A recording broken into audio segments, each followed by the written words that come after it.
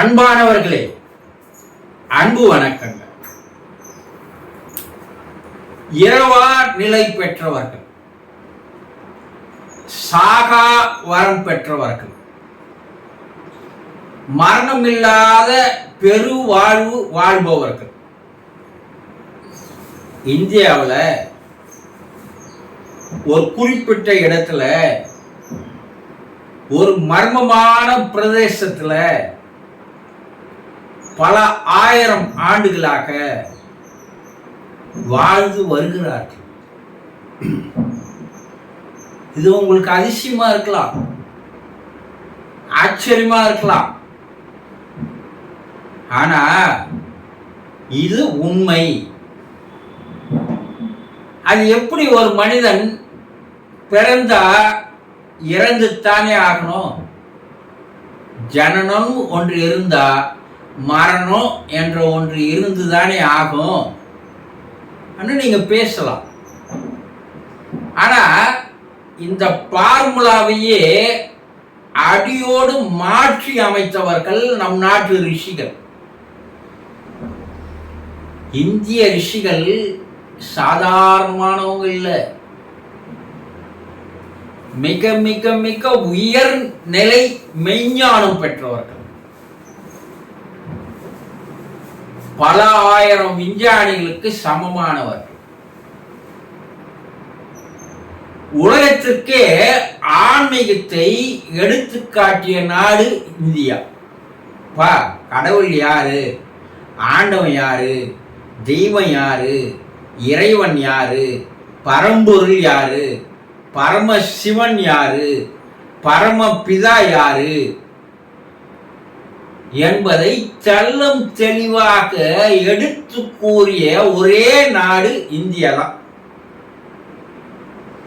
ஆனால்தான் வெளிநாட்டவர்கள் முழுவதும் இந்தியாவை நோக்கி ஓடி வந்தார்கள், ஓடி வருகிறார்கள், இனிமேலும் ஓடி வருவார்கள். இந்த ஒரு குளம் இருக்கு இல்லைங்களா, அந்த குளத்துல தாமரை பூ அழகா பூத்திருக்கும். அந்த தாமரை பூல ரொம்ப ருசியான அருமையான தேன் இருக்கும். இந்த தாமரை பூவுக்கு கீழவே தவளைகள் இருக்கும்.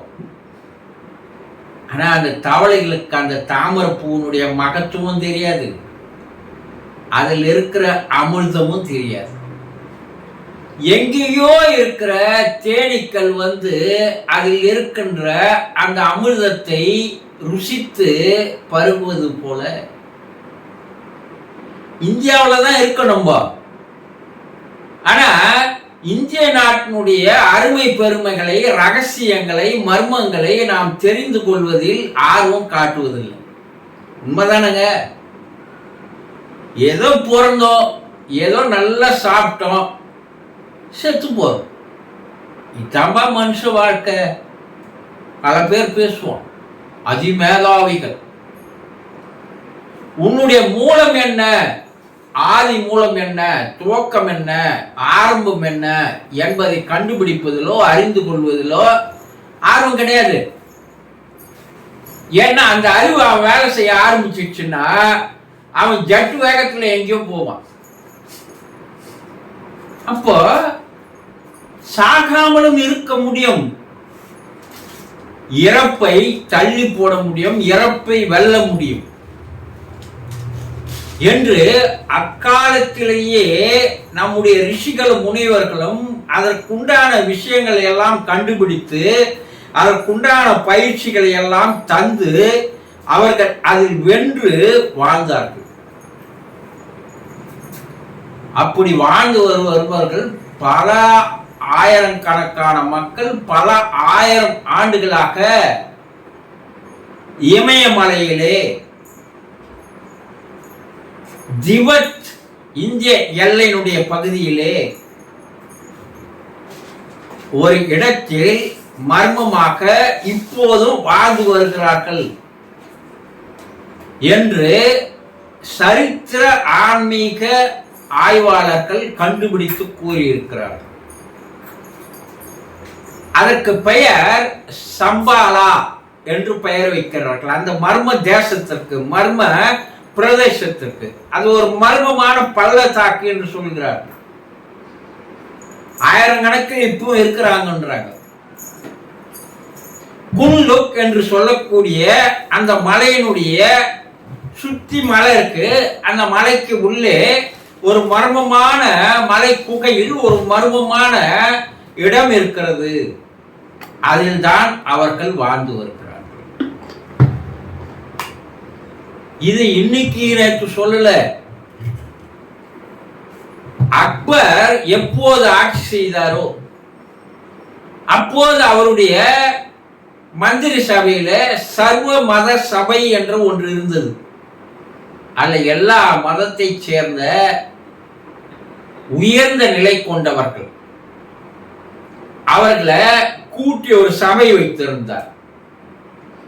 அந்த சபையை என்ன பண்ணாரு, இந்தியாவில் மர்மமான பிரதேசங்கள் இருக்கிறது, இறப்பையே வெல்லக்கூடிய ஆற்றல் கொண்ட ரிஷிகள் முனிவர்கள் இருக்கிறார்கள், அவர்கள் வாழ்ந்து வருகின்ற இடங்களை போய் கண்டுபிடித்து அதில் இருக்கின்ற மர்மங்கள் என்ன, சூட்சுமங்கள் என்ன, ரகசியங்கள் என்ன கண்டுபிடித்து வாருங்கள் என்று அந்த குழு அனுப்புறார். அந்த குழுல ஒரு கிறிஸ்துவ பாதிரியாரும் இருக்கிறார். அந்த கிறிஸ்துவ பாதிரியார் தான் இந்த சம்பாலா என்ற இடத்தை பல ஆண்டு தேடலுக்கு பின்பு அவர் கண்டுபிடித்து இந்த உலகிற்கு முதல் வெளிப்படுத்தியவர் அவர்தான். அன்றைய கிறிஸ்துவ பாதிரிமார்கள் எல்லாம் உயர் ஞானத்தை தேடி கொண்டிருந்தவர்கள். இப்ப இருக்கிறவங்க மாதிரி கிடையாது. அவர்கள் ஞானத்தை தேடி அலைந்து கொண்டிருந்தவர்கள். அதனால அவரால்தான் இந்த உலகத்திற்கே வெளியே வந்தது. அதற்கு அடுத்து ரஷ்யாவை சேர்ந்த ஒரு ஆன்மீக ஆராய்ச்சியாளர், அவர் நிக்கோலஸ் என்று பெயர். அவர் 15 ஆண்டுகள் இமயமலையிலேயே சுற்றி சுற்றி சுற்றி வந்து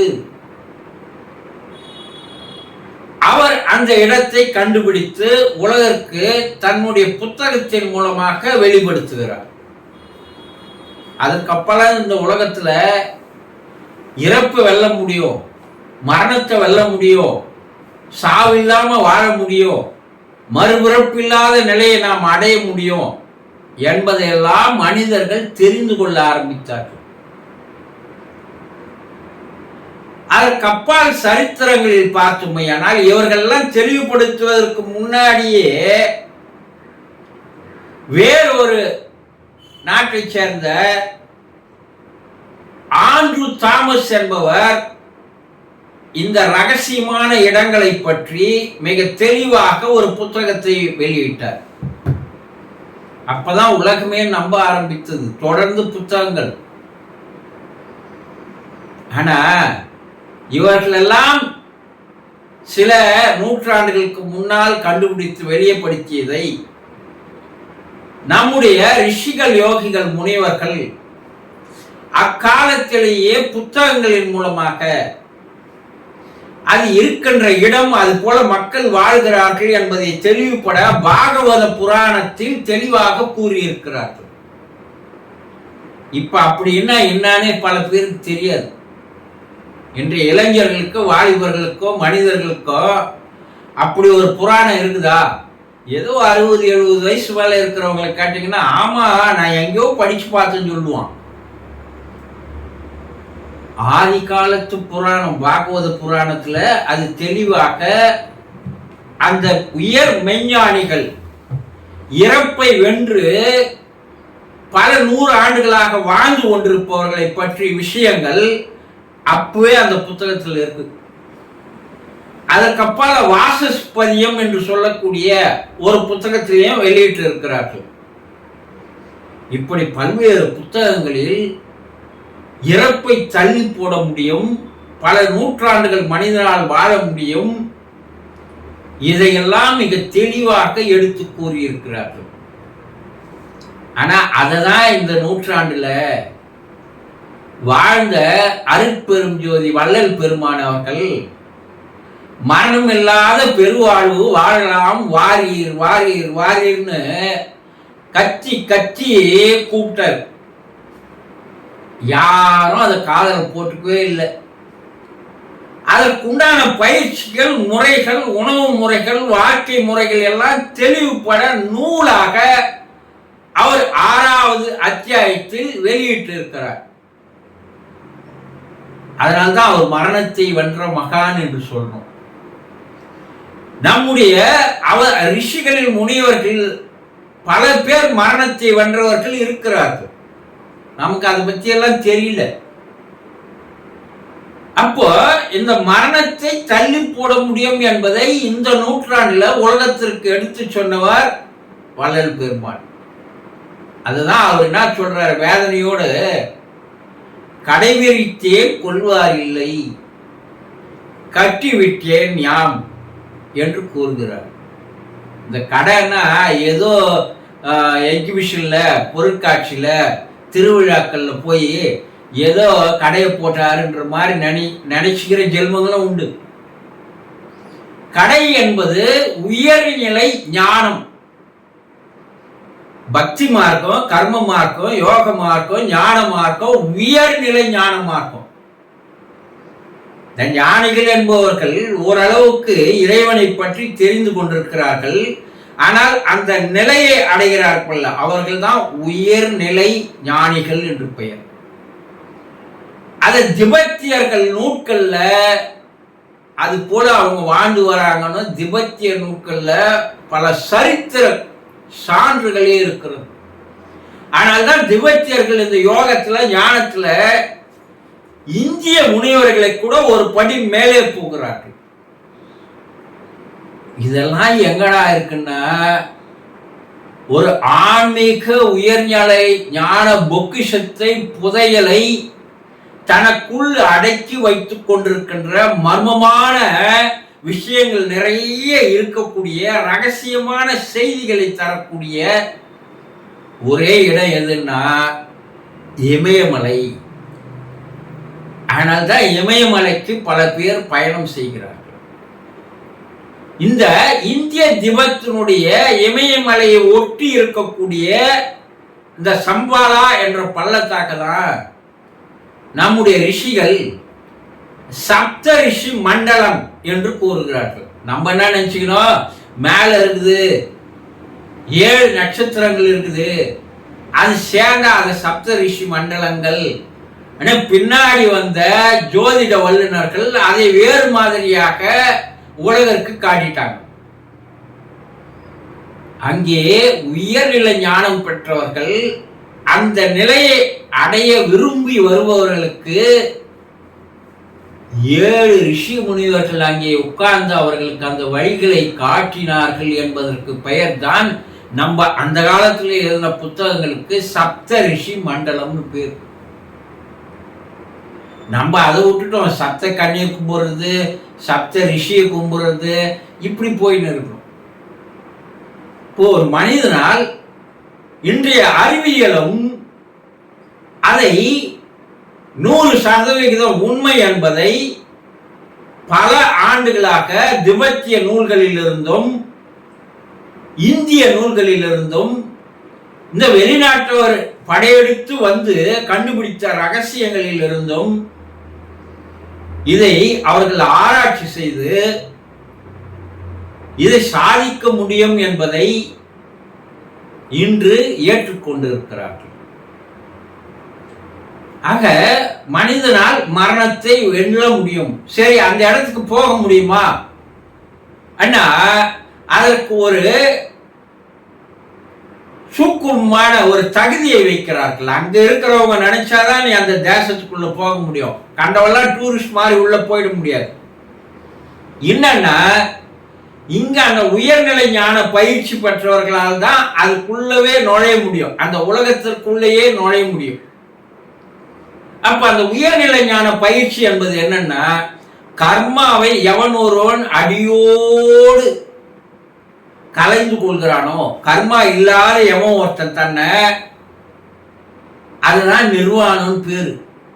அந்த நிலை அடைபவர்கள் அந்த மேல்நிலைக்கு செல்ல வேண்டும், நான் மரணத்தை வெல்ல வேண்டும் என்ற அவாவோ விருப்பமோ ஆசையோ இருக்குமேயானால் அவர்கள் அந்த பிரதேசத்திற்குள் சென்றால் அவர்கள் உள்ளே அனுமதிக்கப்படுகிறார்கள் என்பதையும் அக்கால நூலும் இக்கால வெளிநாட்டு அறிஞர்கள் கண்டுபிடித்த அந்த நூல்களிலும் தெளிவாக கூறப்பட்டிருக்கிறது.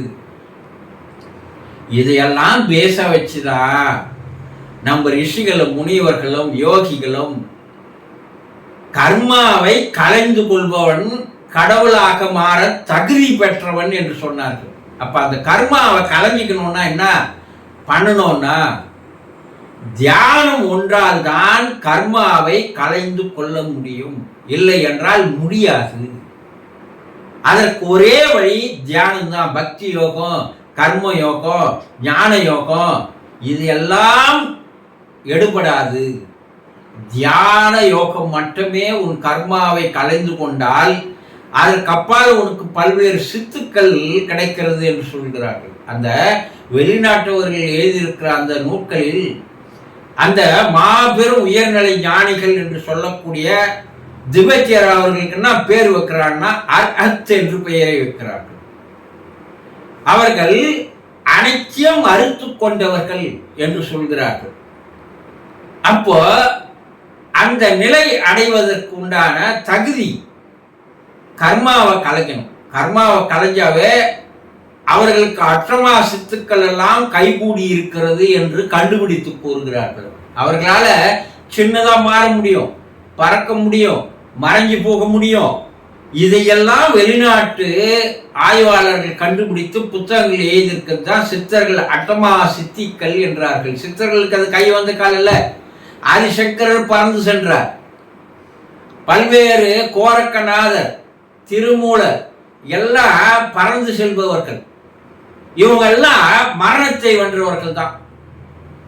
அப்போ மரணத்தை வெல்லக்கூடிய ரகசியங்களை கற்றுத்தருகின்ற உயர்நிலை ஞானிகள் அந்த சம்பாலா என்று சொல்லக்கூடிய அந்த குன்லுக் என்ற மலைகள் சூழ்ந்த இடத்துக்குள்ளே, அந்த மலைக்குள்ளே இருக்கின்ற பல ஆயிரம் சதுர அடி கொண்ட அந்த குகைக்குள்ளே அவர்கள் வாழ்ந்து வருகிறார்கள் என்பதை அன்றைய புராணங்கள் கூறுகிறது, இன்றைய ஆய்வுகள் கண்டுபிடித்து கூறியிருக்கிறது என்பதை தெளிவாக தெரிந்து கொள்ளுங்கள். தெரியாத விஷயங்களை தெரிந்து கொள்வது மிக மிக நல்லது. புரிந்து கொண்டீர்களா? சந்தோஷம்.